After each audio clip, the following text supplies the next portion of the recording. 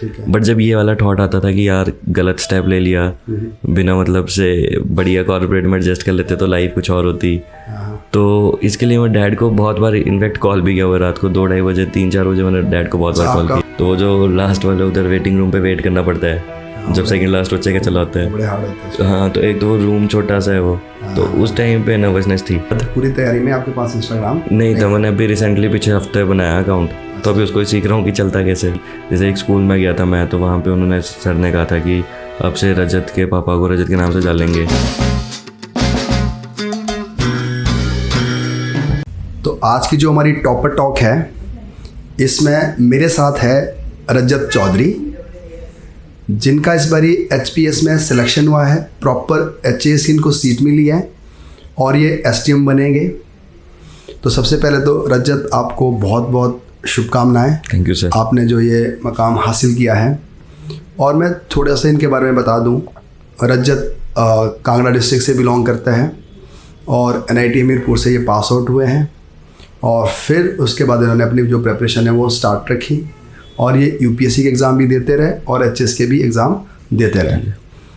तो रजत जी, आप मतलब स्टार्टिंग आप यहाँ से करें कि आपकी जो बेसिक एजुकेशन है, हाँ जी, प्राइमरी एजुकेशन से आप स्टार्ट करें। ठीक है सर। किस तरह से हुई और आपकी फैमिली में कौन लोग हैं और फिर आप किस तरह से NIT तक पहुँचे? ठीक है। तो सर मैं कांगड़ा में पैदा हुआ था, उसके बाद पापा की जॉब की वजह से मैं मैक्सिमम टाइम धर्मशाला ही रहा। तो मेरी schooling BDDAV senior secondary public school Dharamshala में हुई, +2 तक वहाँ पे रहा। उसके बाद मेरे घर में जैसे फादर हैं SDO रिटायर्ड हैं इलेक्ट्रिसिटी बोर्ड से, मम्मा हाउस मेकर हैं और उसके अलावा इस टाइम पे ज़िला पार्षद भी हैं। उसके बाद मेरी 2 बड़ी बहनें हैं, एक्चुअली बहनें मेरे से बहुत बड़ी हैं 2। जो सबसे बड़े हैं वो 14 साल बड़े हैं।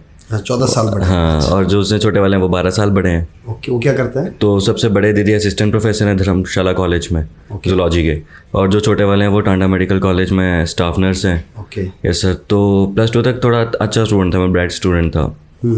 जैसे बीच में तो मैं डॉक्टर भी बनना चाहता था। अच्छा। तो बहुत रखा हुआ था मैंने इसलिए कि, पर वो हुआ नहीं, नीट क्लियर हुआ नहीं, JEE मेंस हो गया क्लियर लकीली। तो फिर NIT पहुंच गया। फिर NIT कंप्यूटर साइंसेस थी मेरी ब्रांच।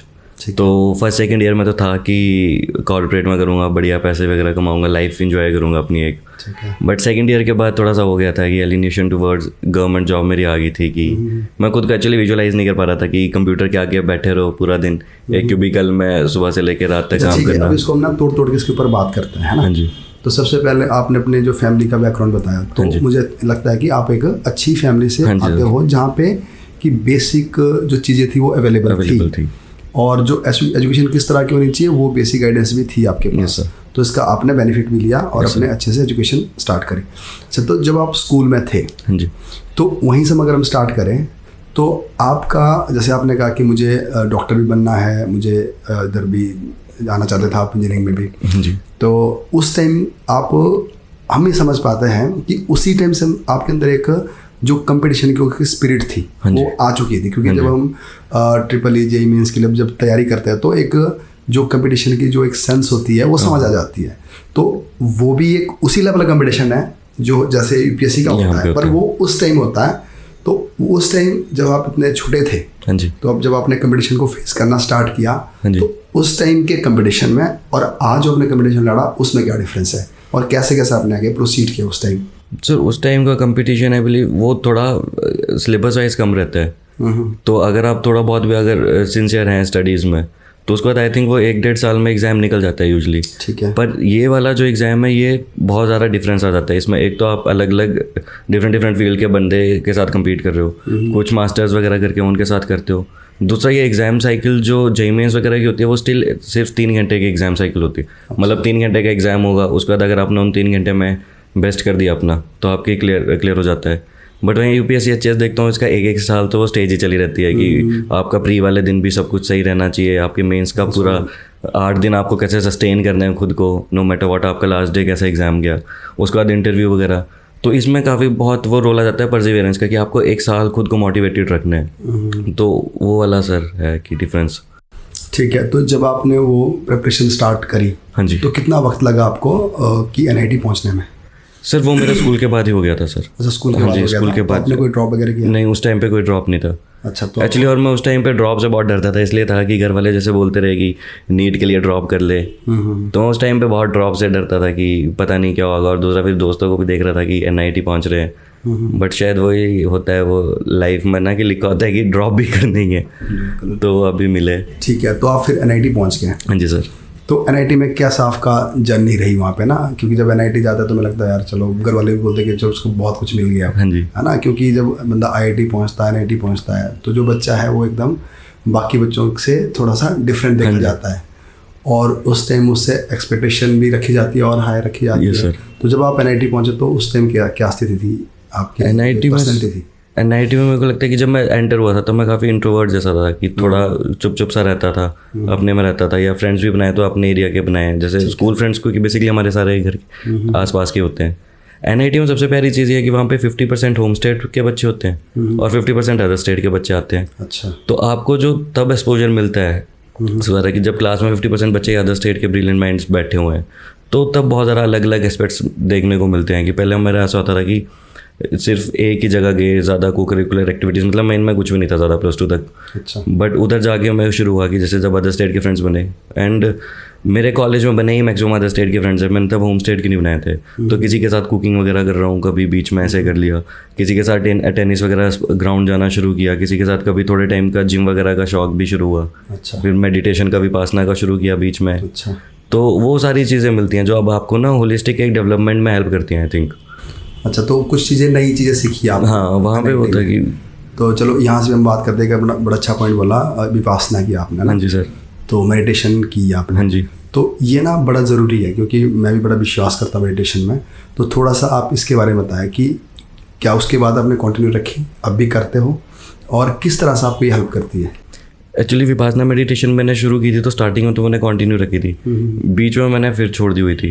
बट अभी जब मेरा फिर से लास्ट ईयर स्पेशली जब मेरे दोनों प्री क्लियर हुए थे, तो उसके बाद मैंने फिर से कंटिन्यू किया था विपासना मेडिटेशन। अच्छा। तो इसका कई बार, एक तो हिमाचल में तो एक ही सेंटर है इसका जो वैसे भी होती है, और अपने इधर धर्मकोट में ही है, वहाँ तो नहीं ज्वाइन कर पाया मैं। पेरेंट्स ने भी बीच में मना ही किया कि अभी वैसे नहीं जाना है, बट रूम पे मैं रेगुलरली प्रैक्टिस करता था। उसके बाद ना जब दिन की शुरुआत आपकी मेडिटेशन के साथ हो तो एक काफ़ी काम सा फील होता है, कॉन्फिडेंट सा फील होता है कि चीज़ें सही जा रही हैं। वरना या तो फिर वो पेशेंस आ जाती है आपके अंदर कि ठीक है कि अगर डाउन है तो ये इस रास्ते में आना भी मेरा डिसीजन था, तो अगर इस जर्नी की सक्सेस को मैं एंजॉय करूँगा तो यहाँ के फेलियर्स को भी मेरे को ही वो करना है, और उनके साथ कैसे आपको एडजस्ट करना था डे टू डे लाइफ में, मुंडेन एक्टिविटीज़ में, कि अब at last one day success हो पाए। तो इसमें विपासना मेडिटेशन ने बहुत हेल्प की थी मेरी। जिनको ना पता विपासना क्या है, विपासना एक जो बुद्धिस्ट जो फिलॉसफी है उसके अंदर एक मेडिटेशन की टेक्निक है, और जिसमें जैसे अगर मैं ठीक बोल रहा हूँ कि जिसमें मैं सिर्फ अपनी जो हमारी ब्रीद होती है उस पर ध्यान देना है। तो एक टाइम के बाद जब आप अपनी ब्रीदिंग के ऊपर ध्यान देते हो तो उससे क्या हो जाएगा कि आपके जो विचार है वो एक टाइम बहुत सारे आने स्टार्ट हो जाएंगे, और धीरे धीरे वो विचार सेटल होने स्टार्ट हो जाएंगे। जो आपकी ब्रीदिंग है वो भी डीप होने लग जाएगी। तो जब हमारी ब्रीदिंग डीप हो जाती है तो हमारा जो दिमाग है वो अपने आप काम शांत हो जाता है, कंपोज शांत हो जाता है। तो हमारी जो डिसीजन मेकिंग जो कैपेसिटी होती है वो बढ़ जाती है, और हमें जो डर लगता है कई बारी वो ठीक हो जाता है। हाँ जी। और रिस्पॉन्सिबल होने लग जाता है कि अगर ठीक है, अगर मैं ये कर रहा हूँ तो ये मेरी रिस्पॉन्सिबिलिटी है। एक न एक आपको इस तरह की हैबिट डेवलप करनी पड़ेगी। हाँ। या तो वो स्पोर्ट्स एक्टिविटी हो सकती है, या योग हो सकता है, या मेडिटेशन होता है। तो मैंने ये देखा है कि जो भी सिलेक्टेड कैंडिडेट है और जिन्होंने और भी कुछ ज़िंदगी में अच्छा किया है तो उन्होंने ज़रूर इस चीज़ का फ़ायदा उठाया है। तो ठीक है जी, तो ये आपने विपासना भी की और उसका आपको बेनिफिट भी मिला है। अच्छा, अगर हम और बात करें कि NIT में पास आउट होने के बाद, हाँ जी सर, आपको ऐसा क्या फील होता है आज की डेट से कि ये जो चीज़ें मुझे मिली है ये NIT की वजह से मिली है, जिससे आपको लगा कि मेरी ओवरऑल पर्सनैलिटी में ये हेल्प किया है, और साथ ही इस एग्ज़ाम में भी पर्टिकुलरली की है? सर सबसे बड़ा तो जैसे मैं बता रहा था कि एक जो फिर हो जाता है कि कंपेटिटिव वर्ल्ड में ज़रूरी नहीं है कि आपको फर्स्ट टाइम ही सक्सेस मिल जाए। अब जैसे मेरे को हुआ था कि +2 के बाद डायरेक्टली ड्रॉप नहीं करना पड़ा और बाय गॉड्स ब्लेसिंग NIT मिल गया सीधा। तो उसके बाद वहाँ पे जाके रियलाइज़ हुआ कि ड्रॉप करना भी कोई वो वाली चीज़ नहीं है। शायद मैं ड्रॉप से जैसे जो डरता था मेरा पहले, वो वाला डर चला गया है कि ये एज सच कोई बहुत बड़ा गुनाह है टाइप नहीं है। If you are using your 1 year for your own good, for your own career, I think it's a good decision. तो आपको ये रिस्क लेनी चाहिए एंड इसको हैप्पीली भी लेना चाहिए, इसका एक बर्डन जैसा नहीं रखना चाहिए। बिल्कुल बिल्कुल। तो वो मेरे को सस्टेन किया फिर इस एग्ज़ाम में यहाँ पे वो करने के लिए, कि बहुत लोगों ने साथ में शुरू किया था बट काफ़ी लोग जैसे बीच में छोड़ देते हैं या बीच में खुद को भी काफ़ी थॉट्स आने लगते हैं कि यार साथ वाले, जब कॉलेज के साथ वाले एंजॉय कर रहे थे। मेरी शायद आपसे बात हाँ जी सर, उस टाइम, चलो ये भी डिस्कस कर सकते हैं। हाँ जी हाँ जी। तो आप मेरे को बता रहे थे कि आप आए थे मेरे पास करने के लिए कि जब लास्ट ईयर आपका नहीं हुआ था तो आपने कहा था कि यार मेरे जो दोस्त हैं, हाँ जी, वो बाहर फॉरेन कंट्री में है, हाँ, और अच्छे पैकेज ले रहे हैं, अच्छी ज़िंदगी जी रहे हैं, तो मैं तो कुछ भी नहीं कर रहा ऐसे वाला, है ना। तो मतलब वो ख्याल आपको आया था, हाँ जी, हमारी डिस्कशन हुई थी। हाँ जी। तो एक बार फिर से बताया कि उससे फिर कैसे आप बाहर निकलते हो? देखो बाहर में भी चीज़ है, जब आपके कोई साथ वाले आगे निकलते हैं, आगे बढ़ते हैं, आप देखते रहे हो तो बड़ी अच्छी लाइफ जी रहे हैं, है ना। तो फिर वो कैसे आपको बार बार वो हिट करता है और उससे फिर आप बाहर निकलते हैं? एक्चुअली सर जो आप बता रहे थे वो वाला पिछला तो मेरा इंसिडेंट ही बहुत वो है ना, जो मैंने अपने काफ़ी फ्रेंड्स को और फैमिली को डिस्कस करता हूँ कि आपसे मैंने शेयर किया था कि सर यही हो रहा है, ऐसा फील हो रहा है कि फ्रेंड्स वगैरह अर्न कर रहे हैं, और मेरे दोनों ही जब प्री नहीं निकले थे तो मेरे को वैसे काफ़ी वो भी फील हो रहा था कि होगा भी कि नहीं होगा। तो आपने से बहुत बेसिक से क्वेश्चंस पूछे थे पहले कि फैमिली में क्या है, करना चाहते हो मतलब कि वो, और कितनी एज वगैरह है, और उसके बाद आपने बहुत सिंपल सा क्वेश्चन कहा था कि करना क्या है। मैंने कहा था फिर कॉर्पोरेट में ट्राई करता हूँ। तो आपने कहा था कि क्या फिर छड़ागिरी करनी है तो 1 साल बाद कर, अभी आराम से 1 साल दे ले मेरे बोलने पे। तो उसके बाद जो वो चेंज आया था कि उसके बाद मैंने ऑसम फिर से कंटिन्यू किया था। मैंने तब उसे 1 हफ्ते में ऑसम भी छोड़ दिया था। हाँ, उस टाइम आप ऑसम को ड्रॉप करके चले गए थे। हाँ, मैं ड्रॉप करके चला गया था। तो फिर वो आपके बोलने के बाद उसके बाद मैं वापस आया था, और उसके बाद वो चीज़ फील हुई कि सही में 1 साल और देना चाहिए। हाँ। जब इतना कुछ किया हुआ आप है, यहाँ तक पहुँच गया है, इतना दे दिया, तो जब दे ही दिया टाइम आपने, 1 साल और दे दो फिर। हाँ कुछ नहीं, 1 साल पीछे हो जाएगा हम बाकियों से। हाँ जी। पर अब जैसे पीछे मुड़ के देखता हूँ ना, तो वो शायद मेरा बेस्ट वो थी आपके साथ भी वो ना, जो मैं काफ़ी ये वर्ड काफ़ी लोगों का सुनाता हूँ कि मेरे को सर ने ये लाइन बोली थी कि तू चढ़ागिरी करेगा, इससे अच्छा 1 और साल लगा ले, अभी कुछ ऐसा लायबिलिटी नहीं है तेरे पे। तो ठीक है। अच्छा, तो अब जो आप उन दोस्तों के बारे में फिर सोचते हो कभी? हाँ सर, अभी उन्हीं दोस्तों के मैसेज आते हैं। रिसेंटली मैं जैसे फैमिली वगैरह में काफ़ी अब आ रहे हैं रिलेटिव्स वगैरह, तो मैंने उनको वैसे भेजी थी फ़ोटोज़ की भाई मेरे को ऐसे ग्रुप्स वगैरह में अप्रिसिएशन वगैरह मिल रही है। अच्छा। तो वो अब जैसे मैसेज करते हैं कि भाई हमें भी बता, हम भी तैयारी करना शुरू करते हैं। तो एक फील होता है कि वर्थ इट था जो भी थे इतने साल। देखो, हाँ ये तो है, देखो एक जर्नी है, उसको आपको फेस करना पड़ेगा, चैलेंजेस आएंगे, उससे निपटना भी पड़ेगा, उससे लड़ना भी पड़ेगा, है ना। तो वो मैंने देखा है, क्योंकि आपके साथ जैसे आपके जो दोस्त आते थे इमरान, है ना, तो अगर उनका भी जिक्र करें, वो भी अभी वो भी सिलेक्ट हो गया। हाँ, IIM देहरादून में ट्रेनिंग कर रहे हैं। हाँ, वो आर्मी में सिलेक्ट हो गया। तो देखो मैंने देखा था कि लास्ट ईयर आप जब आए थे कोर्स में, बीच में रिजल्ट आ गया, और मुझे ये भी पता है कि जिस दिन रिजल्ट आया था उस दिन मैं क्लास ले रहा था आप लोग, हाँ जी हाँ जी, है ना। तो बीच में लगा भी कि रिजल्ट आ गया कि क्या हो गया। तो उसके बाद फिर दोबारा स्टार्ट करना बड़ा मुश्किल हो जाता है, वो बहुत मुश्किल रहता है। वही चीज़ आज मुझे लगता है करनी पड़ती है। देखो जो एस्पिरेंट देख रहे हैं, तो इसमें आपको ये सीखना है कि ऐसा नहीं कि सबके पास लग्जरी होती है, है ना। सभी लोगों को ऐसा लगता है कि आसानी से हो जाता है। सबको ऐसे पॉइंट आते हैं जहाँ पे इंसान क्विट करने की पूरी कोशिश करता है, तो वहाँ पे आपको थोड़ा सा सस्टेन करना ज़रूरी होता है। चलिए ठीक है, तो अब ये वाला आपका, आप यहाँ तक पहुँच गए। हाँ जी सर। अच्छा, अब ये बताओ कि जब आपने तैयारी स्टार्ट करी, कब स्टार्ट करी? हाँ जी। और कैसे स्टार्ट करी, है ना, और कितने आपने अभी तक अटेम्प्ट्स दिए, और कैसे UPSC के दिए, कैसे HS के दिए? सर एक्चुअली तैयारी मैंने जुलाई 2021 में दिल्ली गया था मैं बाजीरामन रवि, पर अटेम्प्ट्स देना मैं शुरू हो गया था मैं जैसे ही 21 ईयर्स का हुआ था 2020 से ही। तो 2020 से लेकर 24 पहला अटेम्प्ट था। हाँ जी, तो तब से UPSC और HS दोनों के दे रहा हूँ। तो ये इस साल जो प्री हुआ वो मेरा UPSC और HS दोनों के 5th अटेम्प्ट थे। अच्छा, ठीक है। मैं मतलब जो तैयारी करने गया था वो जुलाई 2021 में गया था। तो इससे पहले मेंस नहीं दिया था आपने? मैंने HS का दिया था मेंस। HS का मेंस दिया था? हाँ जी। UPSC का नहीं दिया था? UPSC का नहीं दिया था, वो पहला था। आपका दूसरा मेंस था? हाँ जी। और पहला इंटरव्यू था? हाँ जी। और UPSC का पहला मेंस था। ठीक है। तो जुलाई 2021 में गया था मैं, दिल्ली गया था बाजीरामन रवि। तो अप्रैल 2022 तक वहाँ पे कोचिंग चली थी। फिर उसके बाद उस साल जो प्री हुआ था UPSC का वो क्लियर नहीं हुआ था, HS का प्री क्लियर हो गया था उस साल। ठीक है। तो उसके बाद उसके मेंस की तैयारी की थी, पर वो इतनी कर नहीं पाया था क्योंकि मेरे को लग रहा था ना कि भाई हम प्री ओरिएंटेड ही करते रहते हैं। जो सबसे बड़ा बैकलैश होता है स्पेशली HS वाले मतलब हिमाचल में, कि मैक्सिमम बच्चा, क्योंकि हमारा एक तो डाइसी है बहुत, हमारा जो प्रीलिम्स है वो UPSC के कंपैरिजन में काफ़ी डाइसी, और मेरे को वो लगता है वो क्लियर करना ना, इकोनॉमिक सर्वे वगैरह आपको हर एक चीज़ पर्टिकुलरली लर्न करनी है। तो हम लोग प्री की तैयारी करते रह जाते हैं, और जब फिर प्री क्लियर होता है उसके बाद वो मेंस को इतना उस टाइम पे संभाल नहीं पाते या फिर आंसर राइटिंग पे फोकस नहीं करते, जो कि मेरे को लगता है कि सबसे बड़ा मेन फैक्टर है सिलेक्शन में मेंस की, कि जितने आंसर लिखोगे उतने नंबर मिलेंगे। तो वो वाली चीज़ मेरी भी रह गई थी। उसके बाद उससे अगला जो 2023 का हुआ उसमें मेरे दोनों प्री रह गए। यूपीएससी का प्री मेरा रहा था 1.39 मार्क्स से और एचएएस का प्री मेरा रहा था 0.6 मार्क्स से। तो उस साल जब मैंने आपसे बात की और बहुत वो हुआ था कि अब कंटिन्यू करनी चाहिए कि नहीं करनी चाहिए, क्योंकि मार्क्स तो लास्ट में आते हैं बिल्कुल।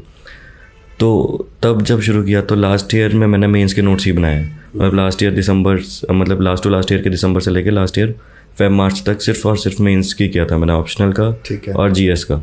ठीक है। और उसके बाद भाई गॉड्स ग्रेस इस बार दोनों ही प्री क्लियर हो गए। से किया सर मैंने मार्च तक ले गया था, मार्च एंड तक ले गया था करते रहे। हाँ जी, मार्च के बाद आप प्री में शिफ्ट हुआ था मैं। ठीक है ठीक है।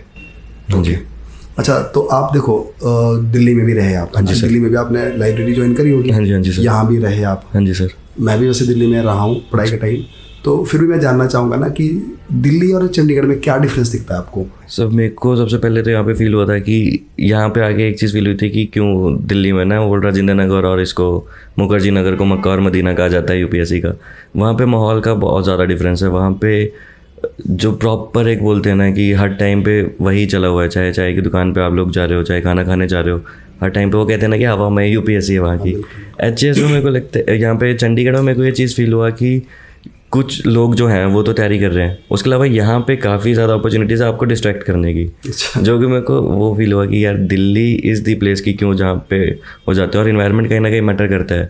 अब वो फिर इन्वायरमेंट वैसा ही नहीं है कि बच्चे पढ़ने वाले, प्लस आपका इन्वायरमेंट इंफ्रास्ट्रक्चर कैसा है। अब दिल्ली में सारा मैक्सिमम एरिया जो है हमारा ओवररन हो गया, पटेल नगर हुआ, वहाँ पे सारी चीज़ों की एक्सेसिबिलिटी आसान है, चाहे वो बुक्स वगैरह से लेके छोटे छोटे खाने पीने का वो।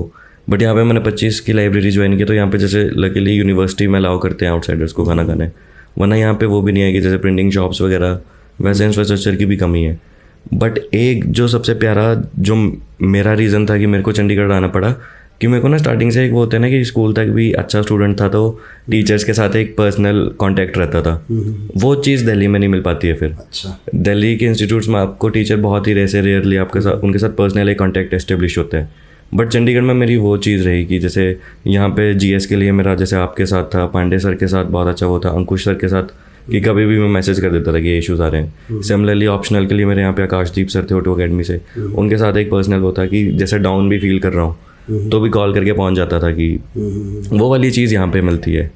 तो वो वाली प्यारी चीज़ है चंडीगढ़ की, जिसने मेरे को मजबूर किया। अगर आपको बिल्कुल ऐसा हार्ड इन्वायरमेंट चाहिए, तो दिल्ली है। और अगर आपको चाहिए कि पर्सनल आपको कनेक्शन, एक गाइडेंस वाली, हाँ, वो फिर चंडीगढ़ है। वो चंडीगढ़ में ये भी है ना। देखो दिल्ली में कई बार मुझे ऐसा लगता है वहाँ थोड़ा प्रेशर भी है, वहाँ है ना, प्रेशर भी कि अब सब लोग इतनी तेजी से कर रहे हैं ना, तो चलो चंडीगढ़ की अपनी खास बात है। चलिए ठीक है, तो इस तरह से आपने तैयारी की। हाँ जी सर। अच्छा, अब हम बात करते हैं कि बिल्कुल ब्रीफ में कि प्री के लिए आपकी कैसी स्ट्रेटजी थी। ठीक है सर, है ना। और बस आपने थोड़ा सा डिफरेंशिएट ये करना है कि शुरू में क्या स्ट्रेटजी थी जब आपको पहले एग्जाम दिए थे आपने, और जब आप सेलेक्ट हुए क्या स्ट्रेटजी थी। ठीक है। और सेम मेंस की और सेम इंटरव्यू की। सर प्री का था कि बेसिक बुक्स तो करनी है, जैसे पॉलिटी की लक्ष्मीकांत होगी, हिस्ट्री की स्पेक्ट्रम वगैरह होगी। बट इनिशियली जो मैं कर रहा था कि मैं टेस्ट वगैरह डिफरेंट इंस्टीट्यूट्स का लगा रहा था, बट उनको रिवाइज नहीं कर रहा था कि जैसे आज एक टेस्ट लगा दिया, उसको असेस भी नहीं दिया, बस अपने मार्क्स कैलकुलेट किए, उसके बेसिस पे जज कर लिया कि मेरा सब्जेक्ट इतना ही प्रिपेयर हुआ है। अच्छा। कभी एनालाइज नहीं किया प्रॉपर बैठ के, आंसर की के साथ देख के और वैल्यू एडिशन वगैरह की। तो मेरे इनिशियल 2-3 अटैम्प्ट्स में ये गलतियाँ हुई थी। लास्ट 2 अटैम्प्ट से मैंने ये शुरू कर दिया था कि एक तो PYQs को अच्छे से देखना शुरू कर दिया था, फिर जो PYQs के ऑप्शंस आते थे हमारे HP में भी और UPSC में भी, वो करना शुरू कर दिया था कि उनके बारे में भी रिसर्च कर लिया, 1 लाइनर्स टाइप बना लिया उनके बारे में। उसके बाद UPSC के लिए तो स्पेशली बोलूँगा कि PYQs मस्ट है। पिछले 10 साल के मैंने इस बार PYQs लगाए थे, मैंने इस बार दूसरे कोचिंग इंस्टीट्यूट्स के टेस्ट कम लगाए थे और PYQs अगेन एंड अगेन किए थे, मतलब 1 बार 2 बार 3 बार, और हर बार कुछ ना कुछ नया मिलता है। ये रहा था मेरा प्रीलिम्स का। मेंस में सर इस बार जो सबसे बड़ी चीज़ थी कि मैंने आंसर राइटिंग पे ज़्यादा वो किया था। मैं डेली आंसर राइटिंग कर रहा था। मैंने UPSC का भी एक कोर्स खरीदा हुआ था क्योंकि UPSC का मेंस भी था, तो मैंने कोर्स UPSC का खरीदा था और टेस्ट सीरीज़ मैंने UPSC की भी ली थी और HAS की यहाँ पे जोगता अकेडमी में ली थी।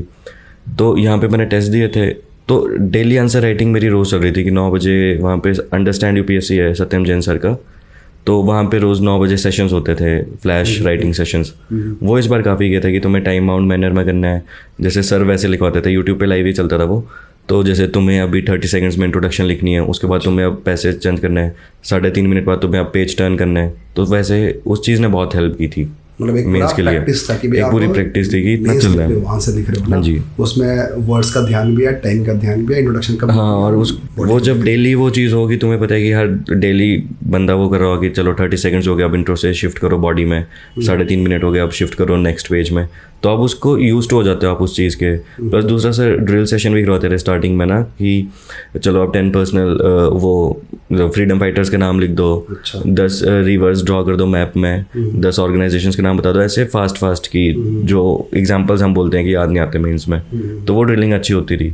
हाँ जी सर। तो देखिए, अब ये बात हमें सबको सीखने की ज़रूरत है कि जब हम एक लेवल पे पहुंचते हैं ना, तो उस टाइम आपको थोड़ी सी अपनी तैयारी में एफिशिएंसी लाना ज़रूरी है। और वो एफिशिएंसी कहाँ आती है? जब हम लिखने की प्रैक्टिस करते हैं। और लिखने की प्रैक्टिस के भी लेवल है। हाँ जी। को एक बारी आप बड़ा बेसिक सीख रहे हो कि इसका स्ट्रक्चर कैसे बनता है, इंट्रोडक्शन कैसे बनती है, और नेक्स्ट लेवल ये होता है कि आपने उस स्ट्रक्चर को कितनी जल्दी फ्रेम करना है। फिर उसके बाद ये आता है कि आप इंफॉर्मेशन कितने जल्दी कहाँ पे फिट कर रहे हो, है ना। फिर आप टाइम देखते हो। तो ये सारी चीज़ें हैं। तो अपने आप में आंसर राइटिंग एक स्किल है। तो आपका ये मानना है कि ये स्किल है, ये सीखी जा सकती है। टाइम देना चाहिए, कंसिस्टेंट होना चाहिए इस चीज़ के लिए ना, कि पहले दिन से वो एक्सपेक्ट करते हैं ना हम लोग कि हम अपना फर्स्ट आंसर लिखेंगे, पर वो जो एक लाइन बोली जाती है कि जो आप फर्स्ट आंसर लिखोगे वो आपका वर्स्ट आंसर होगा। बिल्कुल। हम देखते हैं जैसे हमारे पास मौसम में आते हैं, T20 में बच्चे आते हैं, तो वो पहला आंसर उनको ना टाइम की कोई वैल्यू नहीं पता होती, स्पेस की कोई वैल्यू नहीं पता होती, और वो कहानी लिख जाता है और बड़े बड़े पैराग्राफ लिखते हैं। तो फिर धीरे धीरे चीज़ समझ आती है कि भाई ये बिल्कुल वो लिखना है जो एग्जाम के ज़रूरत है ना। टाइम और जो स्पेस की हमेशा उसकी रिस्पेक्ट करना ज़रूरी है। तो ठीक है, इस तरह से आपका ये वो पहला आंसर उनको ना टाइम की कोई वैल्यू नहीं पता होती, स्पेस की कोई वैल्यू नहीं पता होती, और वो कहानी लिख जाता है और बड़े बड़े पैराग्राफ लिखते हैं। तो फिर धीरे धीरे चीज़ समझ आती है कि भाई ये बिल्कुल वो लिखना है जो एग्ज़ाम के ज़रूरत है ना। टाइम और जो स्पेस की हमेशा उसकी रिस्पेक्ट करना ज़रूरी है।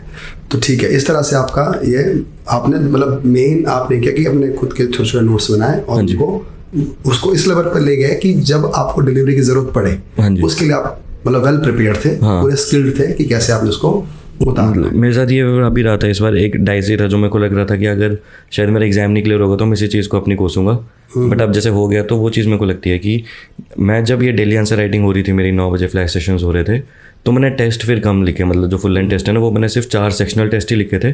उसके अलावा मैंने फुल लेंथ टेस्ट कोई भी नहीं लिखा हुआ था। तो जो यूपीएससी का मेरा मेंस था तो वो मेरा फर्स्ट फुल लेंथ टेस्ट था GS 1 2 3 का।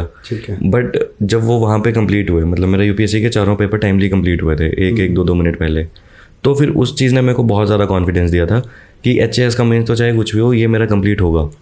जो कि इस बार एक चैलेंजिंग था क्योंकि मेंस का पैटर्न चेंज हुआ है, तो बहुत बच्चों को वो चैलेंजिंग लगा था। तो उसके लिए मैं बहुत ज़्यादा कॉन्फिडेंट हो गया हुआ था 3 दिन पहले मेंस के, जैसे यूपीएससी खत्म हुआ, कि मेरे पेपर अगर यूपीएससी का मेंस खत्म हो रहा है तो HAS का मेंस भी टाइमली खत्म होगा। तो उस चीज़ ने काफ़ी वो किया था, एक मोराल एक हाई रखा था कि अच्छा देखो, जब खासकर जब आप HAS का प्री भी दे रहे हो, मेंस भी दे रहे हो, है ना, और ऊपर से साथ साथ यूपीएससी का भी दे रहे हो जी, तो इसको कैसे मैनेज किया? और इसमें जो नई चीज़ आती है वो आती है हिमाचल जी की। हाँ जी सर। दोनों में क्योंकि टाइम कम मिलता है और वो पढ़ना ही पड़ता है, उसकी वेटेज भी काफ़ी है, प्री में भी और मेंस में। वो कैसे हैंडल करिए आपने? सर मतलब टू बी ऑनेस्ट काफ़ी ज़्यादा वो फील होता। प्री की तैयारी तो फिर चलो हो गई थी साथ साथ में, मेंस के टाइम पे बहुत सारा डिजास्टर्स रहा था बैलेंस करना कि आई स्टिल रिमेंबर मैं 1 सितंबर को शायद आपके पास आया था, 20 सितंबर से यूपीएससी का मेंस था और 3 अक्टूबर से HAS का। तो 1 या 2 सितंबर को मैं आपके पास ही आया था कि मेरा बस GS 2 ही हुआ है और 1 और 3 रह रहा है, बस नोट्स वगैरह बने हुए हैं, बट वो है। तो वो चीज़ काफ़ी मेरे को फील हुई थी। तो मैंने शायद इसमें इस बार थोड़ा सा हार्श डिसीजन लिया भी था कि मैंने GS 4 ना छोड़ दिया था। अच्छा। थोड़ा बहुत ही कर पाया था मैं यूपीएससी के लिए और मैं छोड़ चुका था। और उसकी जगह रही HP की बात, तो HP का थैंक्स टू ऑसम की लास्ट ईयर ना मैंने HP के नोट्स ही ऑसम नोट्स से बनाया पूरे के पूरे। तो इस बार वही किए हैं मैंने जो आपने पिछले साल बनाए थे ऑसम के, वही नोट्स यूज़ किए, मतलब HP का और कुछ नहीं किया था मैंने इस बार। और जो टेस्ट वगैरह चलते हैं वो सेक्शनल टेस्ट वगैरह दिए थे, और जो सेक्शनल टेस्ट में नहीं भी दे पाया था उसके मैंने वैसे क्वेश्चंस देख लिए थे। ठीक है, तो मतलब यहाँ से समझ आता है कि आपकी जो तैयारी है वो यूपीएससी और HAS की इंटीग्रेट होकर चलती रही। हाँ जी। और जो आपने स्किल सीखी थी लिखने की वो मेरे को पे बैक कर गया अच्छे इसमें बहुत ज़्यादा। ठीक है, और जो पिछले साल आपका किसी कारणवश नहीं हुआ हाँ जी। तो उसको भी आपने टाइम यूटिलाइज किया अच्छे से, उस टाइम बहुत सारी चीज़ें सीखी है। उसने बहुत हेल्प किया कि अब मैं जैसे देखता हूँ पीछे मुड़ के ना, तो अब भी ठीक ही लगता है कि यार हाँ सही है कि प्री नहीं क्लियर हुआ ना, मैं बहुत आराम से एक महीना दे पाया कि एक जीएस को, अपने ऑप्शनल को भी आराम से टाइम दिया। अगर लास्ट ईयर प्री क्लियर हो जाता तो उसी साल दिसंबर में ही हो गया था मेंस भी, तो शायद चीज़ें बहुत हैसल में होती। पर अब चलो बढ़िया रहा कि नोट्स वगैरह बढ़िया से बन गए थे। तो जैसे मेरे को सितंबर में जब दिक्कत भी आ रही थी कि सिलेबस खत्म नहीं हो रहा है, पर मेरे को ये दिक्कत नहीं आई इस बार के मेंस में कि मेरे पास नोट्स ही नहीं बने हुए हैं। नोट्स मेरे पहले बन चुके हुए थे। मेरे को ये आ रहा था कि यार मैं पढ़ नहीं पाऊँगा या फिर मेरे वो फ्लैश सेशंस ना छूटना शुरू हो जाए, तो वो चीज़ को बैलेंस करना पड़ा, बट नोट्स वाली दिक्कत नहीं आई। अच्छा ठीक है, तो इंटरव्यू कैसा माहौल था जब आपका बोर्ड में इंटरव्यू चल रहा था, तो कैसा था वहाँ पे? उस दिन सर था मैं नर्वस था, एक क्योंकि लास्ट इंटरव्यू था, तो वो जो लास्ट वाले उधर वेटिंग रूम पे वेट करना पड़ता है। जब सेकंड लास्ट बच्चे का चला होता है, बड़े हार्ड होते हैं। हाँ, तो एक तो वो रूम छोटा सा है वो, तो उस टाइम पे नर्वसनेस थी। बट वो होता है ना कि जब तब क्योंकि आपके दिमाग में बहुत सारी चीज़ें चल रही होती हैं कि कैसे क्वेश्चंस पूछेंगे, कैसा क्या होगा, बट जब तुम अंदर एंटर करते हो तब आप वो प्रेजेंट को जी रहे होते हो। हाँ, खासकर वो टाइम जब अगर मैं अपना टाइम याद करूँ, जब अंदर किसी का इंटरव्यू चल रहा होता है और 12 बैठे होते हैं। हाँ, वो जो वेटिंग रूम है उनका 40 मिनट का जो टाइम होता है वो बड़ा टफ होता है निकालना। हाँ जी, वो बहुत ऐसे उस टाइम पे बहुत नेगेटिव थॉट्स भी आते हैं, मतलब डर सा लगता है उस टाइम पे, पर अंदर जाके मेरे को ऐसा लगता है कि फील नहीं होता है अंदर जाके टाइम कब निकल जाता है। हाँ जी ठीक है, तो इस तरह से आप की ये जर्नी रही है। हाँ जी सर। ठीक है, तो अभी आगे क्या प्लान है आपके, यूपीएससी की तरफ और है आपका टारगेट? हाँ जी सर, अभी यूपीएससी का मैं है कि जो इस टाइम पे कारणवश थोड़ा बहुत जो मैं ध्यान नहीं दे पाया था अपना मेंस में, जो मेरा थोड़ा सा जीएस 4 में मेरे को लगा था कि मैं नहीं बैलेंस कर पाया, तो इस बार यूपीएससी अच्छे से दूंगा अपना अगले 1-2 साल तो। अच्छा, अब एक अगली बात यहाँ पे है ऑप्शनल को लेकर। हाँ जी सर। देखो ऑप्शनल बड़ा डिसाइज मतलब बड़ा अच्छा रोल प्ले करता बहुत है ना, तो ऑप्शनल को कैसे आपने चूज़ किया?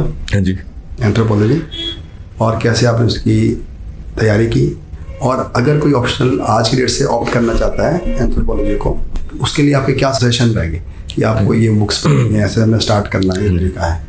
एंथ्रोपोलॉजी के बारे में मैंने उस टाइम पे एक तो सबसे पहला जिसकी वजह से मेरे को पता लगा था एंथ्रो का कि हाई रिवॉर्डिंग मार्क्स है यूपीएससी का, और तब मैंने इसके बारे में पढ़ा था। तो इसके साथ मैंने 2-3 ऑप्शनल्स और भी चलाए थे, सोशल भी चलाया था बीच में और मैथ्स भी चलाया था। मैथ्स क्योंकि हमारे बीटेक में M1 M2 M3 3 semester maths चलता है, उसके अलावा सोशल चलाया था और एंथ्रो मेरे को इसलिए अच्छा लगा था क्योंकि इसमें ब्लेंड था, एक तो सोशोलॉजी का भी था सोसाइटी पोर्शन, प्लस इसमें बायो भी थी। तो मुझे वो लग रहा था कि जो +1 +2 की बायो अब वो काम आएगी पड़ी हुई, वो डार्विन्स थ्योरी और फाइलोजेनी स्टेटस वगैरह जो होते हैं, तो उसकी वजह से मैंने एंथ्रोपोलॉजी लेना शुरू किया था। तो मैंने वाजीराम से ही कोचिंग ली थी एंथ्रोपोलॉजी की भी साथ में ही, पर तब मैं अच्छे से फॉलो नहीं कर पाया था क्योंकि तब मेरा जीएस की क्लासेस भी चली हुई थी, साथ में एंथ्रोपोलॉजी ऑप्शनल भी चला हुआ था। तो तब मैं थोड़ा सा वो होता है ना कि स्टार्टिंग में एक तो आप बहुत ज़्यादा सोर्सेज के पीछे भी भागते हो, जो सबसे बड़ी गलती होती है मुझे लगता है कि ज़्यादा सोर्सेज के चक्कर में जो करना चाहिए बेसिक मिनिमल वो भी नहीं कर पाते हो। तो ऑप्शनल उसके बाद मैंने पहला मेंस तो हो गया किसी तरह, कुछ अक्षर जैन सर की किताब ली थी मैंने और उसी से रट्टा मार के दे दिया था। तो ज़्यादा खास नंबर भी नहीं मिले उस साल। उसके बाद था कि फिर मैंने अपनी एक तो आकाशदीप सर के साथ हो2 अकेडमी में एसोसिएटेड था, दूसरा मैंने टॉपर्स नोट्स डाउनलोड कर लिए थे अलग अलग कि मनकार पातकी सर हैं कैंथ्रो के, अपाला मिश्रा मैम है, अक्षर जैन सर की बुक है, एक शिविन चौधरी सर हैं वो करवाते हैं। तो उसके बाद मैंने इस बार आराम से अपने 4-5 महीने लगा के एक नोट्स बनाए थे प्रॉपर और आंसर राइटिंग की थी। एंथ्रो की भी ये था कि आंसर राइटिंग बहुत चली थी मेरी। अच्छा, PYQs की। बिल्कुल बिगिनर को अभी ऑप्शनल ऑप्ट करना है एंथ्रोपोलॉजी, तो उसको कहाँ से स्टार्ट करना चाहिए, कौन सी बेसिक बुक्स पढ़नी चाहिए? सर एम्बर एंड एम्बर की आती है एक बुक, वहाँ एम्बर एंड एम्बर, वहाँ से एक इंटरेस्ट डेवलप हो सकता है। पर अगर आपको अभी डिसाइड करना है कि आपको एंथ्रोपोलॉजी रखना भी है कि नहीं रखना है, एम्बर तो उनके लिए जिन्होंने डिसाइड कर लिया कि एंथ्रोपोलॉजी रखना है, तो वो एक बेसिक जैसे हम GS में NCERT शुरू करते हैं वैसे एम्बर कर सकते हैं, एम्बर एंड एम्बर कर सकते हैं। बट जिनको अभी डिसाइड करना है कि रखना है कि नहीं रखना है या उनके लिए सब्जेक्ट बना है कि नहीं बना है, तो उनको मैं सजेस्ट करता हूँ कि अक्षर जैन सर की जो बुक आती है एक और उसको गो थ्रू कर लो, वो क्वेश्चन आंसर फॉर्मेट में और थोड़ी छोटी है, तो उससे आपको ये पता लग जाता है कि आपको एक्चुअल में पढ़ना क्या है और आप ये चीज़ पढ़ भी पाओगे कि नहीं पढ़ पाओगे। क्योंकि 1-2 महीने बाद जब रियलाइज़ हो कि नहीं कर रहा, इसमें इंटरेस्ट नहीं बन रहा, स्टार्टिंग के कुछ टॉपिक्स में तो बन रहा है बट बाकियों में नहीं बन रहा, तो वो तब इशू आ जाता है। तो एंथ्रोपोलॉजी के लिए तो अक्षर जैन इज मस्ट की एक बार रीड मार लो। रीड कर ले। तो कितना टाइम लगता है कि अगर इसको चाहे कोई सेल्फ स्टडी कर रहा है चाहे कोई कोचिंग कर रहा है, तो कितना टाइम लगता है इस ऑप्शन को तैयार करने में? अगर ऑप्शन एक बार तैयार हो गया अच्छी तरह से अपने नोट्स बना के, तो कितना टाइम इसके रिविजन के लिए चाहिए? सर एक तो ये मिथ था पहले ना, जो मैंने सुना था कि एंथ्रोपोलॉजी ऑप्शनल छोटा है।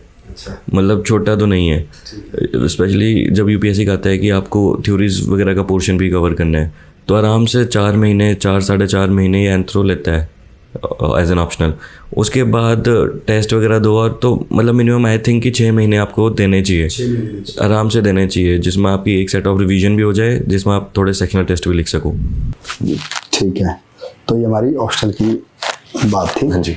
तो ऑप्शन को 4-5 महीने लग सकते हैं, और आपने 1-2 किताबें बेसिक बता दी पढ़ी थी आप उसके अलावा। अच्छा, तो मेरा जो नेक्स्ट सवाल ये है कि जैसे जैसे ना हम तैयारी करते रहते हैं वैसे वैसे में मैच्योरिटी आती है। जैसे हमने बात की थी थोड़ी देर पहले कि आपको ज़्यादा मटेरियल के पीछे नहीं भागना चाहिए, है ना। तो आज की डेट से हम देखते हैं कि मटेरियल की तो एक बम्बार्डनेस है। आपको इधर से कोई नोट्स मिल रहा है ना, बहुत सारी इन्फॉर्मेशन मिल रही है, तो उसको कैसे स्ट्रीमलाइन करें कि आप मटेरियल को कम भी करें और उतना करें जिसको आप रिवाइज भी कर पाए और उसके पॉइंट्स को आप एग्जाम में भी डिलीवर कर पाए। तो आपके साथ ऐसी चैलेंज आई कि आपने बहुत सारा मटेरियल बढ़ा दिया, फिर उसके बाद आपने ठीक किया, मतलब सारा आपका रिश्ता मतलब कंटेंट के साथ सारा। सर वो एक लाइन बोलते हैं ना कि जैसे पास्ट में जब हमारे फादर वगैरह एग्जाम्स की तैयारी कर रहे थे तब सबसे ज़्यादा दिक्कत आती थी कि सोर्सेज नहीं होते थे, तो लाइब्रेरीज़ में वो करते थे। आज के टाइम पे सोर्सेज इतने ज़्यादा हैं कि अब वो ज़्यादा दिक्कत है कि आपको पिक एंड चूज़ करना और उस पर भरोसा भी रखना है कि ठीक है जो मैंने डिसीजन लिए। जो वो वाला इशू मेरे को स्टार्टिंग में बहुत आया था कि 2-3 मैगजीन उठा ले रहा हूँ, विजन की भी उठा ले रहा हूँ, यहाँ से ज्ञानम भी उठा ले रहा हूँ, फिर एक इंस्टीट्यूट की भी उठा ले रहा हूँ, और वीडियोज़ वगैरह देख रहा हूँ, डेली एनालिसिस वगैरह। वैसे ही टेस्ट सीरीज़ का कि अलग अलग इंस्टीट्यूट्स की टेस्ट सीरीज़ लगा ली सेक्शनल टेस्ट की, तो उसमें ऐसा होता है कि आप बहुत सारी चीज़ें करते रहते हो। अब ऑब्वियसली हमें एक चीज़ को देखना चाहिए कि जो सेक्शनल टेस्ट वगैरह बन रहे हैं वो इसलिए बन रहे हैं कि आप सिर्फ आपका नॉलेज चेक नहीं हो रहा है, उसके अलावा आपका वो भी चेक हो रहा है कि टाइम मैनेजमेंट वगैरह कैसे कर रहे हो। तो हम इन चीज़ों पे फोकस ही नहीं करते अगर हम बहुत ज़्यादा सोर्स के पीछे भागते रहें, हम बस वो गेन करने के उसमें रहते हैं। लास्ट 2 ईयर्स में मैंने ये चेंज किया था कि मैं सेक्शनल टेस्ट भी कम कर दिए थे, फुल लेंथ टेस्ट भी 2-3 देता था, और उसमें रेदर देन फोकसिंग की यार मेरे मतलब मेरे नॉलेज में कितनी कमी है, मैं ये देखता था कि जो क्वेश्चंस मेरे 50-50 में थे उनको मैं ठीक क्यों नहीं कर पाया, उन चीज़ों पे क्या करने की ज़रूरत है, या मेरा टाइम मैनेजमेंट कैसे रह रही है कि कितने टाइम में क्वेश्चंस खत्म हो रहे हैं कि नहीं हो रहे हैं, मेरी एक ऑप्टिमम वो कितनी है कि टेम्पटेशन कितनी करनी है मेरे को। इन सारे पैरामीटर्स पे ध्यान देना शुरू किया था मैंने। मतलब ये जानना स्टार्ट किया कि असली एग्जाम को क्लियर करने के लिए क्या चीज़ है। हाँ, एक वो जो स्मार्ट वर्क वाला था ना कि हार्ड वर्क से थोड़ी ट्रांजिशन ना एक बैलेंस होना चाहिए। हम ये देखते हैं कि जैसे इंजीनियर्स होते हैं, आप इंजीनियर हो, हाँ, तो आपको लगता है कि इंजीनियर होने का फ़ायदा यहाँ पे कि कैसे आप स्मार्टली चीज़ों को मतलब डिवाइड कर रहे हैं और फिर उनको पार्ट में बांट रहे हैं, फिर उसको अप्लाई कर रहे हैं। चलिए सर, ये इसका बहुत बड़ा रोल था कि मेरी 4 साल की इंजीनियरिंग में मैंने मतलब मज़े ज़्यादा किए हुए हैं, तो नोट्स वगैरह बने नहीं होते थे, तो लास्ट डे वैसे होता था कि नोट्स मांग रहे हैं क्लास के टॉपर से, फिर डिवाइड कर रहे हैं दोस्त आपस में, फिर एक दूसरे को समझा रहे हैं।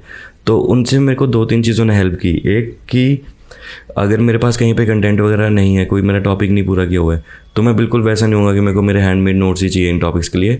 मेरे को जहाँ से बढ़िया लग रहा है मैं प्रिंट आउट से वैसा शुरू हो जाए, एडजस्ट कर लेता हूँ कि दूसरे के हैंड रिटन नोट से भी। दूसरा, मेरे को नंबर्स के साथ आदत पड़ गई थी कि लास्ट डे रटने वाली, तो मैं इकोनॉमिक सर्वे पिछले हफ्ते ही, प्रीलिम से पिछले हफ्ते ही रटना शुरू करता था प्रॉपर ना, कि फिगर्स को माइंड में ऐसे बनाया कि ये होगी इतना। तो वो चीज़ लास्ट नाइट स्टडी ने वहाँ पे हेल्प किया था कि जो चीज़ आपको लास्ट। हाँ जी। दूसरा, वो निमोनिक्स बनाने वाली आदत पड़ गई थी कॉलेज में, वो वैसे कुछ बनाते रहे जैसे हमारा ये इधर 12 शेड्यूल्स का चलता है, tears of old PM types, तो वैसे मैंने बहुत बनाए थे, मतलब एप्लीकेशंस के लिए मैक्सिमम हर जगह मैंने वो निमोनिक्स बनाया है इस बार। हाँ, तो कहने का मतलब ये है कि आपको एक स्मार्ट वो चीज़ें आ गई थी कि ठीक है आपको हर चीज़ वैसे नहीं करनी है, कुछ चीज़ें। एक चीज़ और है, मैं ना सबसे पूछता हूँ, है ना, आज का जो टाइम है वो बड़ा थोड़ा डिस्ट्रैक्शन वाला रहता है। जैसे आपने बात भी की, डिस्ट्रैक्शन तो रहती है हमेशा, और डिस्ट्रैक्शन बहुत सारी वजह से होती है। हाँ जी सर। और एक डिस्ट्रैक्शन सोशल मीडिया भी है, फ़ोन भी है, है ना। तो आपका क्या रिलेशन रहा जो बड़ी कॉमन डिस्ट्रैक्शन होती है उनके साथ, और कैसे आप इसे डील करते रहे? सर इसका मेरा था कि फेसबुक अकाउंट तो मैं डीएक्टिवेट कर चुका हुआ था। आपके पास था ही नहीं। मेरा वो 2-3 महीनों बाद में कभी एक्टिवेट करता था। अच्छा। बट मैं एक्टिवेट करता था रात को 2-2:30 बजे। अच्छा। ये तब मैक्सिमम ज़्यादा कोई एक्टिव भी नहीं होता। और फेसबुक पे मैंने देखा आजकल कोई कुछ डालता भी नहीं है। इंस्टाग्राम अकाउंट मेरा कभी था ही नहीं। था ही नहीं। तो वो मैंने ऐसे कॉलेज टाइम से ऐसे सोचा हुआ था कि यार जब थोड़ा बढ़िया सी जॉब वगैरह लगेगी तब करूँगा। तो वो चलो ठीक है चीज़ पे बैक कर गई कि जब ये तैयारी शुरू की तो यही थॉट प्रोसेस रखा कि चलो जब जॉब लगेगी उसके बाद। पूरी तैयारी में आपके पास इंस्टाग्राम नहीं था, मैंने अभी रिसेंटली पिछले हफ्ते बनाया अकाउंट। तो अभी उसको ही सीख रहा हूँ कि चलता कैसे। चलो ठीक है, तो बंदा भी है अब तो अपना जो होते ना सोसाइटी की अटेंशन है आपकी, सोसाइटी के सोसाइटी की आपके प्रति लेनी होती है। और दूसरा पर यूट्यूब शॉर्ट्स थे, इन्होंने भी बीच में अब ये नई चीज़ आ गई हुई थी कि अब यूट्यूब शॉर्ट्स इन्होंने बहुत घंटे खाए हैं कि बीच में 1-1 घंटा चला देते थे। अच्छा। तो उसके लिए मैंने ये iOS में तो वो होता है फीचर कि आप अनइंस्टॉल कर सकते हो यूट्यूब को। तो मैंने 1-1.5 महीना तो अनइंस्टॉल ही रखा हुआ था। जो मेरा मेंस का टाइम था उस टाइम पे मैंने यूट्यूब अनइंस्टॉल रखा हुआ था कि अगर कुछ देखनी हुई यूट्यूब पे वीडियो तो वो मैं वेब के थ्रू चला लेता था। अच्छा। हाँ, और वो भी टैब मैं फ़ोन में यूज़ करना ही बंद कर दिया हुआ था बिल्कुल। देखो यही मैं बात समझता हूँ ना कि जब आपको एक्स्ट्रा ऑर्डिनरी कोई चीज़ पानी है तो आपके कुछ एक्स्ट्रा ऑर्डिनरी कदम उठाने पड़ते हैं जो आम जनता नहीं उठाती। क्योंकि आम जनता इस टाइम अपने आप को इन सोशल मीडिया के जो प्लेटफॉर्म है इससे डिटैच नहीं कर पाते। बट इतना मैंने देखा है कि जो जेन्युइनली जो तैयारी कर रहा है, जो किसी मुकाम पर पहुंचता है, वो इन चीज़ों से ऊपर उठ जाते हैं। तो देखो सबका मन करता है कि हम भी रहे सोशल मीडिया में रहे, है ना, और इसमें अपना समय गंवाते रहे, और इसमें समय बहुत नष्ट होता है। और टाइम तो नष्ट होता ही है, इसमें साथ साथ आपकी जो एक मेंटल एनर्जी जैसी जो होती है वो भी ड्रेन होने लग जाती है। तो मेरा ये भी सजेशन रहेगा जो तैयारी करते हैं लोग, तो अपना जो टाइम होता है पढ़ाई में तो लगा रहे हो आप, जो इन बेकार की चीज़ों में लगा रहे हो उससे बढ़िया अपनी किसी फिजिकल एक्टिविटी में लगाना चाहिए। आपने बताया कि मेडिटेशन सबसे बड़ा जरिया है अपने आप को पीस और पीसफुल और काम रखने का। तो इस तरह से आपने इसको भी हैंडल किया। अच्छा, फिर दूसरा सवाल, वैसे तो हम बहुत बड़ी बात कर चुके हैं इस बारे में ना, फिर भी एक बार ना ऐसा लगता है कि यार डर सा लगता है ना कि यार क्या नहीं होगा, टाइम गंवा दिया, है ना, मतलब जवानी कितने साल की। तो आपको लगा कभी ऐसा डर? बहुत बार लगा सर। और इसमें I was very fortunate enough ना कि मेरा डैड के साथ बहुत अच्छा रिलेशन है और बड़े सिस्टर के साथ कि मैं फ्रेंड की तरह कुछ भी शेयर कर देता हूँ। तो कुछ ऐसी प्रॉब्लम्स आती थी वो तो दीदी से शेयर कर देता था। बट जब ये वाला थॉट आता था कि यार गलत स्टेप ले लिया, बिना मतलब से बढ़िया कॉर्पोरेट में एडजस्ट कर लेते तो लाइफ कुछ और होती। तो इसके लिए मैं डैड को बहुत बार इनफैक्ट कॉल भी किया हुआ, रात को 2-2:30 बजे 3-4 बजे मैंने डैड को बहुत बार कॉल किया है। अपने पापा के साथ बड़ा अच्छा रिलेशन? उनके साथ बहुत अच्छा रहा है मेरा स्टार्टिंग से।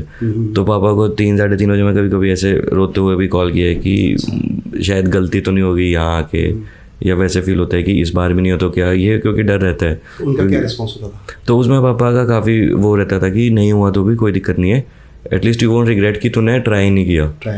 हाँ, क्योंकि वो वाला गिल्ट ज़्यादा बड़ा रहता है कि यार काश कर लिया होता। बल्कि मेरे को ना आपकी एक बड़ी अच्छी बात लगी थी जब हम आपका मॉक ले रहे थे एक बार मॉक इंटरव्यू, उसमें आपने कहीं ये जिक्र किया था कि हमें पता ही नहीं होता कि हमारे पास इतने बड़े लोग हैं, हमारे पेरेंट्स साथ हैं, और उनकी जो वैल्यू है वो एक लेवल के बाद बड़े अच्छे समझ आती है, बड़े अच्छे से आती है। जैसे होते हैं ना कि स्कूल टाइम तो चलो वैसे घर पे निकलते हैं, पर कॉलेज में हम जब दोस्तों वगैरह के पास जाते हैं तो वहाँ पे ज़्यादा घुल मिल जाते हैं। लगता है कि बस अपना थोड़ा वो चेंज हो जाता है तब, और घर वाले ज़्यादा रिस्ट्रिक्शंस लगाते हैं तो हमें वो ज़्यादा खटकती है चीज़ की यार दोस्तों से शेयर करते हैं कि भाई यार ऐसे कर रहे हैं घर वाले।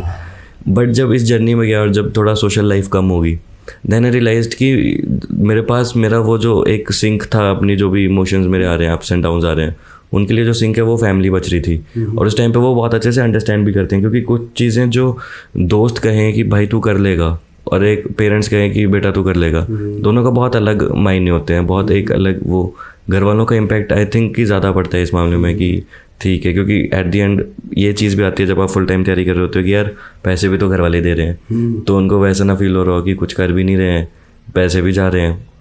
और लास्ट में ये जर्नी भी एक वैसी है कि डरा देती है भाई कि कुछ नहीं होगा। जब तक आप टेबल्स टर्न नहीं होते और आप दूसरी साइड नहीं होते ना टेबल के, तब तक आपको ऐसा होता है कि लास्ट स्टेज तक, लास्ट डे तक। जैसे भी मैं भी उन लोगों से मेरी बात होती है जिनका नहीं हुआ, हाँ जी, है ना, तो बस फर्क इतना ही है, उनका नहीं हुआ, हाँ, है ना, वो इस साइड है, और जिनका हो गया वो उस साइड है। तो मेरा तो उनके लिए भी बड़ा ऐसा एक मैसेज है या आपको ऐसे घबराने की ज़रूरत नहीं है, बस यही फ़र्क है, मैं बार बार ही बोलता हूँ यही फ़र्क है कि नहीं होता किसी वजह से, है ना। तो अच्छा, एक चीज़ ये बड़ी अच्छी बात बोली कि हमारा जो पेरेंट्स के साथ बड़ा अच्छा एक रिश्ता बनता है, होना चाहिए। अगर नहीं भी है तो हमें ये सोचना चाहिए कि हमारे पीछे एक बहुत बड़ी स्ट्रेंथ है ना, वो काम कर रही है आपके लिए, है ना। अच्छा, एक बात और है कि मैंने भी फेस किया है और सब लोग फेस करते हैं ना, एक टाइम के बाद एक आइसोलेशन से भी आ जाता है। हाँ जी सर, है ना, वैसे मन सा नहीं करता कि किसी को बताए कुछ, है ना। और अगर मैं अपनी बात करूँ, जब मैं अपने पूरे स्ट्रगल में था तो मुझे ना एक चीज़ बड़ी खटकती थी, जब बोलते थे कि यार तेरा भी हो जाना चाहिए, तो एक बेचारापन वाला फील आता था। तो आपके भी आए कभी इस तरह का, जब आप मन खुद ही करता है यार बस ठीक है, मुझे नहीं चाहिए किसी की साथ। ये सबसे बड़ी वाली फील है कि जो चिढ़ मचती है ना कि जब रिजल्ट नहीं हुआ था, जब जैसे मेंस नहीं हुआ था या प्री नहीं क्लियर हुआ लास्ट ईयर, तो उस चीज़ से बहुत ऐसे होती है, चिढ़ मचती है कि यार ये चीज़ नहीं चाहिए। क्योंकि मेरा खुद का डिसीजन था यहाँ पे आना, ये ठीक है, हाँ बुरा लग रहा है, लो लग रहा है, बट अगर कोई ऐसे साथ देना, नो डाउट, मतलब सामने वाले एक अच्छे इंटेंशन के साथ ही वो बोलते थे, बट खुद को वो चीज़ बहुत ऐसे किलसती थी उस टाइम पे। तो मेरा तो कुछ अलग सा ही था कि मैं खुद को ना, जैसे रिजल्ट निकलता था तो एक हफ्ते तक अपने रूम में ही रखता था मैं। अच्छा। कि बात वगैरह किसी से नहीं की और अपने चुपचाप बैठा, रूम से बाहर तक भी नहीं निकलता था। वो थोड़ा अलग सा ही जोन जैसा चलता था मेरा, अजीब सा। क्योंकि और सिर्फ इसी वजह से कि यार मेरे को ना किसी भी फ्रेंड वगैरह की कोई कॉल मैसेज वगैरह नहीं चाहिए, फ़ोन DND में कर देता था।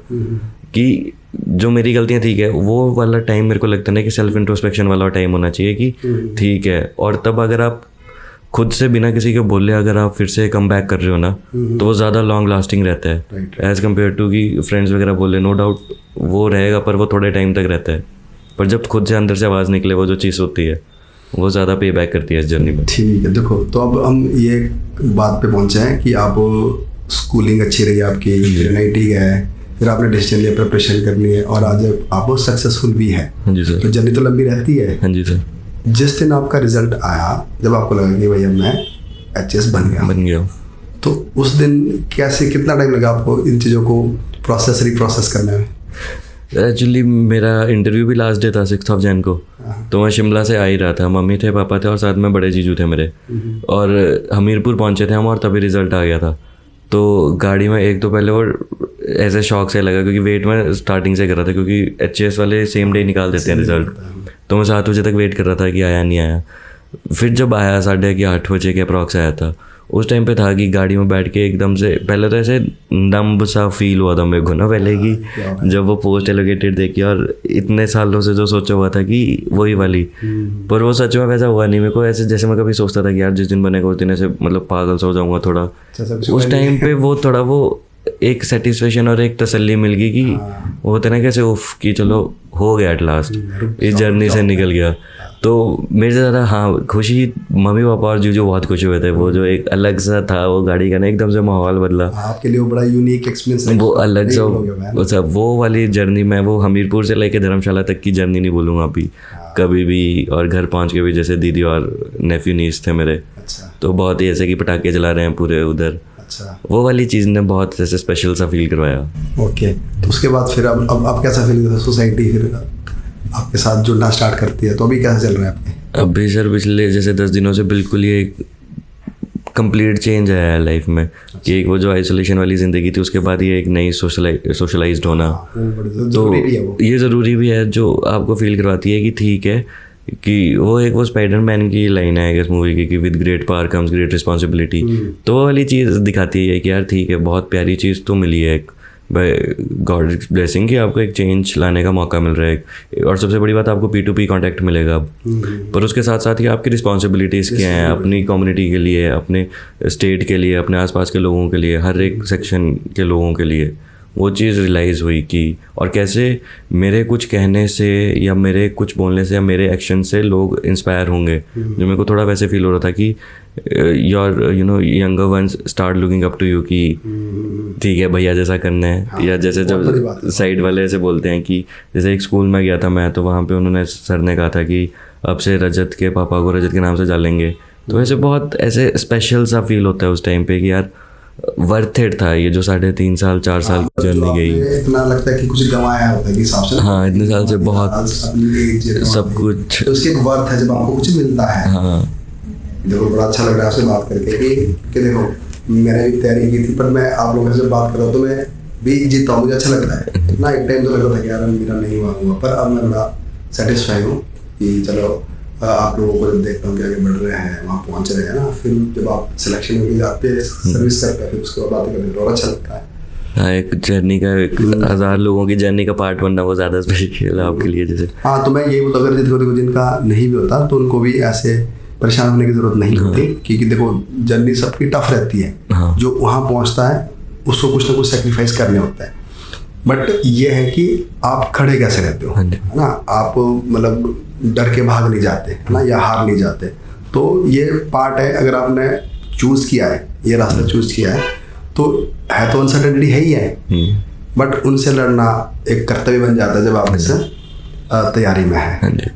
तो मेरा अब हम इसको कंक्लूड की तरफ लेके जाते हैं। तो अगला मेरा सवाल है कि जैसे जब हम इस तैयारी में आते हैं तो आपको क्या लगता है कि आप किस तरफ ज़्यादा अपना कंट्रीब्यूट करना चाहोगे, क्योंकि ऐसा कौन सा सोसाइटी का या हमारे स्ट्रक्चर का पार्ट है जिसमें लगता है कि हाँ यार मुझे जेन्युइनली यहाँ पे काम करना है? सर मेरे को एक तो स्कूल एजुकेशन पे लगता है कि जो हम स्कूल का, ये जो हमारी ये सर की रिपोर्ट्स आ रही हैं कि बच्चे 5th के, बच्चे 3rd की वो नहीं पढ़ पा रहे हैं, वो सारे वो में एक्चुअल में है क्या कि ठीक है, जैसे अभी गवर्नमेंट ने भी बढ़िया किया कि नो डिटेंशन पॉलिसी हटा दी, बट एक्चुअल में और कुछ भी रीजंस हैं जिनकी वजह से हमें देखना चाहिए कि ये क्यों नहीं हो रही। दूसरा सर मेरा वो छोटी छोटी चीज़ होती है ना, कि जैसे अभी त्रिउंड ट्रैक पे गया था मैं जब मेंस ख़त्म हुआ था, तो उसके बाद वहाँ पे एंट्री फीस लेते हैं 25 रुपये ट्रैक शुरू होने से पहले। तो तब मेरे को आइडिया आया था कि छोटे छोटे जो आइडियाज़ आते हैं ना दिमाग में कि ये 25 की जगह चाहे 30 रुपये ले ले, बट साथ में एक ब्लैक कैरी बैग भी साथ में दे दे कि आपको जो भी आपका कूड़ा है वो आप इस ब्लैक कैरी बैग में डाल के यहाँ पे डिपॉजिट करो, और नहीं करोगे तो आपको फाइन लगेगा। फिर लोग ऐसा होगा कि सिंसियरली अपना जो भी कूड़ा वगैरह है तो लाएंगे। तो ये छोटे छोटे जो चेंजेस लाने की एक पावर मिलती है इसको, SDM को, एक ऑफिसर को कर सकते हो कि आप इन आइडियाज़ को इम्प्लीमेंट कर सकते हो। दूसरा सबसे प्यारी चीज़ होती है कि आपको स्टेट के सबसे इंटेलेक्ट आदमियों के साथ भी मिलने का मौका मिल रहा है, एट द सेम टाइम आप ग्राउंड लेवल के साथ भी काम कर रहे हो, और अपने जो हमारे क्या कहते हैं पॉलिटिशियन, ब्यूरोक्रेट्स के साथ, तो वो जो एक्सपोजर मिलता है वर्क करने का, तो वो वाली काफ़ी चीज़ ने इसने वो किया था अपनी तरफ अट्रैक्ट की, ये चीज़ें करनी है जो मुझे अभी भी देखता हूँ कि ट्रेनिंग के टाइम पे ये करना है। चलो जी, उम्मीद करते हैं आपकी अच्छे से ट्रेनिंग निकले और आप UPSC में जाए और जो आपका अल्टीमेट गोल है वो अचीव करें, और हमारी स्टेट के लिए, देश के लिए बढ़िया से काम करें। और बस लास्ट में आपको ये बताना है कि जो लोग अभी तैयारी कर रहे हैं, देखो 3 तरह के लोग होते हैं। एक लोग जिन्होंने भी स्टार्ट करनी है, बिगिनर है, कि उनको कैसे स्टार्ट करनी चाहिए और कौन सी गलती नहीं करनी चाहिए। और दूसरा जो लोग ऐसे तैयारी कर रहे हैं बट वो ना ऐसा बीच में फंसा हुआ समझते हैं, उनको प्री में फंस जा रहे हैं या मेंस ही करे, जब मेंस ही करते हैं तो उनको लगता है प्री करनी चाहिए, जरूरी है। जब कुछ लोग ऐसे हैं जो बिल्कुल ऊपर तक पहुंच जाते हैं, मेंस में बड़े कम स्कोर से रह जाते हैं, इंटरव्यू से बाहर हो जाते हैं, तो इन तीनों कैटेगरी के लिए आपके क्या संदेश रहेंगे? जैसे जो फर्स्ट कैटेगरी में आ रहे हैं सर, जो बिल्कुल स्टार्ट कर रहे हैं, करना है, जिन्होंने सोचना भी है कि हाँ यार मुझे करनी है, पहली चीज़ तो उनके लिए बेसिक NCERTs और रेफरेंस बुक्स करनी चाहिए, और दूसरा अपने एक वैसा माइंडसेट और अपनी एक वैसी साइकी रखनी चाहिए कि ठीक है कोई दिक्कत नहीं है। अगर वैसे तो एक वैसा होना चाहिए, एनर्जी होनी चाहिए कि फर्स्ट अटेम्प्ट में निकालना है, बट अगर बाई चांस आपको टाइम देना भी पड़ रहा है तो आई थिंक कि आपको वैसी साइकी स्टार्टिंग से रखनी चाहिए कि never give up type attitude रखना चाहिए स्टार्टिंग में ना, कि कुछ नहीं होता, शायद 1 साल 2 साल 3 साल लग जाएंगे। एंड सिर्फ यही नहीं कंसीडर करना चाहिए जर्नी मारने से पहले कि ये बना तो ही ठीक है, अगर ये नहीं हुआ तो फिर कुछ भी नहीं है, कि getting into the services should not be your end, it should be an means to an end. तो उनको वैसा मेन वो है। बाकी चलो आप जैसे एंड वो करते हैं, जर्नी स्टार्ट करते हैं तो धीरे धीरे बुक्स का लग जाता है पता है, बट एक वो साइकी के साथ एंटर करना चाहिए इस फील्ड में। दूसरा कि प्री और मेंस के बीच में वैसे हो रहा है कि टाइम कैसे डिवाइड करना है, तो इसमें मेरे को सर पर्सनल मेरा ये ओपिनियन रहता है कि अप्रैल तो नहीं पर फेब एंड तक, मार्च तक आपको मेंस की तैयारी फुल फ्लेज करनी चाहिए। और उसके बाद, और उसमें भी ऐसा है कि जैसे जो इनिशियल वीक्स हैं जैसे नवंबर, दिसंबर, जैन, फेब, इसमें वो वाले सब्जेक्ट्स पकड़े जो मेंस में ही आते हैं और प्री में नहीं आते हैं, और लास्ट में शुरू किए वो प्री वाले सब्जेक्ट, ताकि वो आपके प्री में भी हेल्प करेंगे, ज्योग्राफी, हिस्ट्री टाइप्स। तो ये बैलेंस क्योंकि इसने मेरे को रिजल्ट दिया, तो मैं मैक्सिमम यही सजेस्ट करता हूँ कि प्रॉपर टाइम देना चाहिए, मार्च एंड तक तो टाइम देना चाहिए। और सर जो 3rd कैटेगरी है, स्पेशली उनके साथ मेरा जो रहा कॉन्टैक्ट यहाँ पे ना, इन 1 डेढ़ महीनों में बहुत, जैसे लाइब्रेरी में बहुत भैया वगैरह जिनके साथ वो हुआ, जिनको मैं आसपास देखता हूँ कि शायद मेरे से ज़्यादा एफर्ट्स मारे हैं, कभी कभी ये भी लगता है मेरे से ज़्यादा डिजर्विंग है और मेरे से ज़्यादा नॉलेज है, मेरे से ज़्यादा परसिवियरेंस है, सब कुछ है, बट स्टिल कभी कभी वो डेस्टिनी का आई थिंक एक वो रोल आ जाता है किस्मत की। तो तब भी आई सी देम कि दे आर स्टिल लाइक कि अभी हमें अगले साल भी देना है। तो एक वही जो एटीट्यूड है, एक वही जो चीज़ है उनके अंदर, चीज़ जो बोलते हैं ना कि करना है तो करना ही है, वो वाली चीज़ बहुत अच्छी है। तो वो चीज़ होनी चाहिए कि क्योंकि उनका नॉलेज वगैरह आई थिंक कि सब कुछ होता है, थोड़े बहुत एक जो वो माइन्यूट से चेंजेस लाने होते हैं उसके लिए एक एक्सेप्टेंस होनी चाहिए कि अगर जैसे बहुत साल हो गए तो थोड़ा सा वैसा ज़िद्दीपना नहीं रखा कि यही करना है, बिकॉज चीज़ें चेंज हो रही हैं धीरे धीरे, हर साल पैटर्न चेंज हो रहा है, कुछ ना कुछ चेंज आ रहा है। तो वो थोड़े से चेंज के बाद उन्हें तो they are very good to go, जो मेरे को ऐसा लगता है कि। चले जी, फिर से बहुत बहुत धन्यवाद आपको, एक बार फिर से शुभकामनाएं थैंक यू सर इस जॉब में आने के लिए। और आज के बाद अब आप ऑफिसर हो, ठीक है, एचएस हो, एडमिनिस्ट्रेशन में हो आप, तो आपकी लाइफ वैसे आगे चले, चैलेंजेस तो आगे भी आते रहेंगे और आपकी जो अक्षमता है उनसे लड़ने की, उनके प्रति काम करने की, वो उसी तरह से बढ़ते रहे। तो अपनी जो डिस्कशन है वो हम यहीं पे क्लोज करते हैं। ओके चलो, थैंक यू सर।